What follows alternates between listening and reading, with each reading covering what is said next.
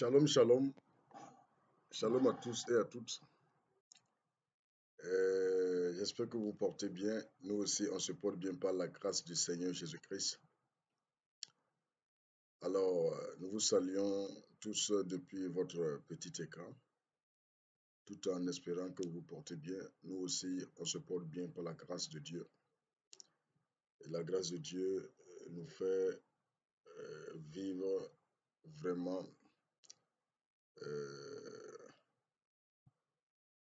sa puissance et aussi ses bienfaits. Alors, la grâce de Dieu nous a permis d'avoir un thème très intéressant. Et comme d'habitude, j'ai pris le soin de lire et de relire pour comprendre avant de m'exprimer sur les sujets que j'enseigne sur YouTube, sur Instagram, sur TikTok et sur Facebook. N'est-ce pas? Alors, ce matin, nous allons avoir pour thème les preuves que le Coran est un plagiat des livres judaïques.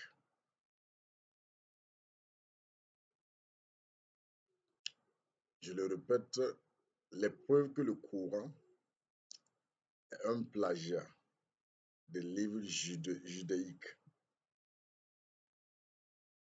Alors,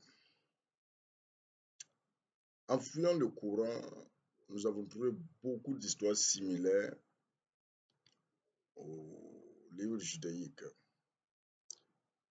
Alors, dans le Coran, nous trouvons beaucoup d'histoires similaires. Beaucoup d'histoires similaires. Alors, nous allons par la grâce de Dieu vous révéler ça au grand public. Parce que quand on dit une révélation, je ne sais pas qu'est-ce que les musulmans appellent la révélation. Mais pour moi, une révélation, le Coran ne l'est pas. Le Coran n'est pas une révélation. Mais le Coran est un véritable plagiat des livres judaïques. Dans le Coran, nous trouvons beaucoup d'histoires similaires. Dans les livres judaïques, ce qui nous prouve que nous n'avons pas affaire à une révélation, mais un emprunt. Un emprunt qui subit une réécriture. Vous voyez? Alors, d'abord, dans le milieu juif, il y a ce qu'on appelle le Talmud. Les Talmuds sont des conversations rabbiniques autour des textes sacrés. Elles constituent aujourd'hui un élément très important pour le judaïsme. Oui. Alors,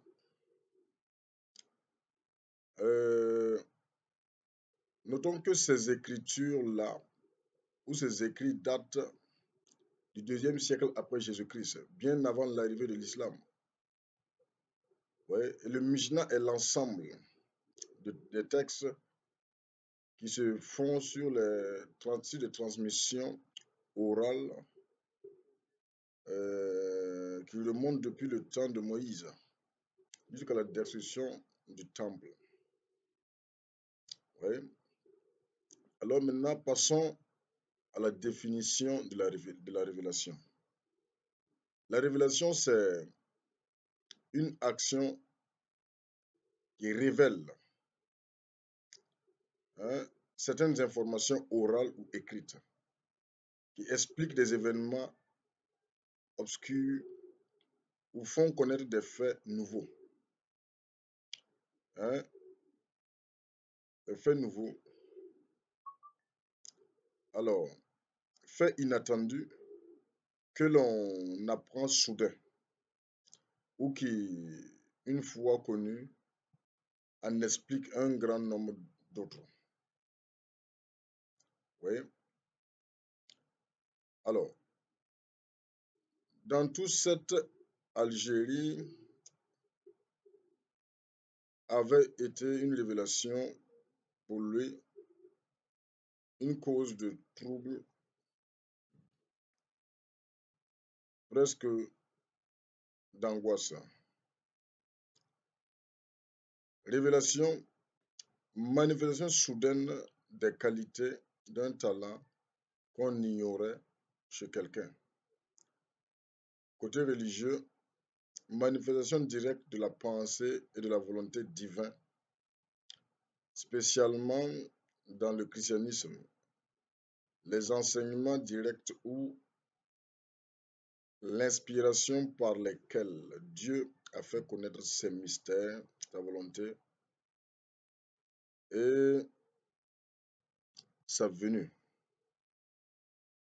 Cette révélation divine où la religion révèle elle-même par extension.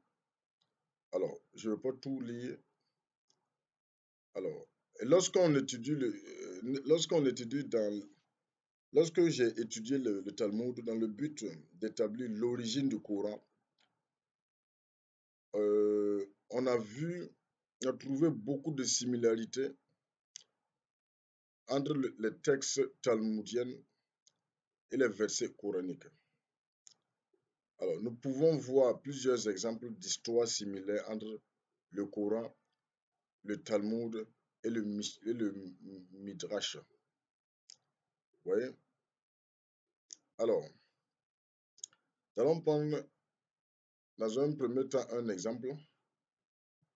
L'exemple qu'on va prendre, c'est le Coran 5, le verset 31.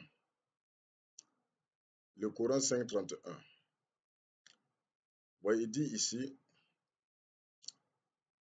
puis Allah envoya un corbeau qui se mit à gratter la terre pour lui montrer comment ensevelir le cadavre de son frère. Il dit, malheur à moi, suis-je incapable d'être comme ce corbeau, à même d'ensevelir le cadavre de mon frère. Il devient alors du nombre de ceux qui rongent le remords. Cette histoire ne se trouve pas dans la Bible, mais dans le Talmud.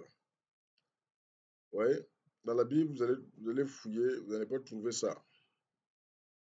Mais, par contre, si vous lisez le Talmud, vous allez trouver le Talmud du rabbin Eliezer 21. Vous allez trouver cette histoire. Ici, il est question de l'histoire d'Abel et Caïn. Quand Caïn a tué son frère Abel, n'est-ce pas? Alors, nous lisons le Talmud du rabbin Eliezer. Il nommer un signe pour Caïn. Hein? Voilà. C'est Genèse 4, verset 15. Le chien qui gardait le troupeau d'Abel protégeait aussi son cadavre de tous les bêtes des champs et de tous les oiseaux des cieux. Adam et son compagnon étaient assis, pleurant et pleurant pour lui. Et ils ne savaient que faire avec le corps d'Abel, car ils n'étaient pas habitués à l'enterrement. Un corbeau est venu et un de ses congénères était mort à ses côtés. Le corbeau dit, j'enseignerai cet homme quoi faire. Il a pris son compagnon et a creusé dans la terre, l'a caché et l'a enterré devant eux. Adam a dit, comme ce corbeau j'agirai. Il a pris le cadavre d'Abel, excusez, et a creusé dans la terre et l'enterra. Le Saint béni soit-il a donné une nouvelle récompense au corbeau de ce monde. Voyez? Alors, Vous voyez qu'il y a une similarité. Lorsqu'on parcourt le Coran, on sent que ce n'est pas une révélation, mais c'est un emprunt qui subit une réécriture. L'islam a la même définition du terme révélation que le christianisme. La révélation, c'est un ensemble de connaissances que Dieu vient révéler à une personne ou un prophète des choses qui n'étaient pas connues avant. Autant, tous sont unanimes que le Talmud, les Juifs, et les prosélytes les lisaient bien avant le Coran. Vous voyez? Donc, voici la première preuve. Nous allons nous arrêter là. Dieu voulant, nous allons apporter la deuxième preuve les jours à venir. Je voudrais dire ceci aux frères musulmans. Si vous voulez défendre votre Coran, défendez votre Coran avec des versets coraniques ou des versets bibliques à l'appui. Sinon, si vous faites des affirmations sans soutenir ce que vous dites avec des versets, cela est vraiment, je considère cela comme la plaisanterie. Raison pour laquelle je n'ai pas le temps pour faire des débats.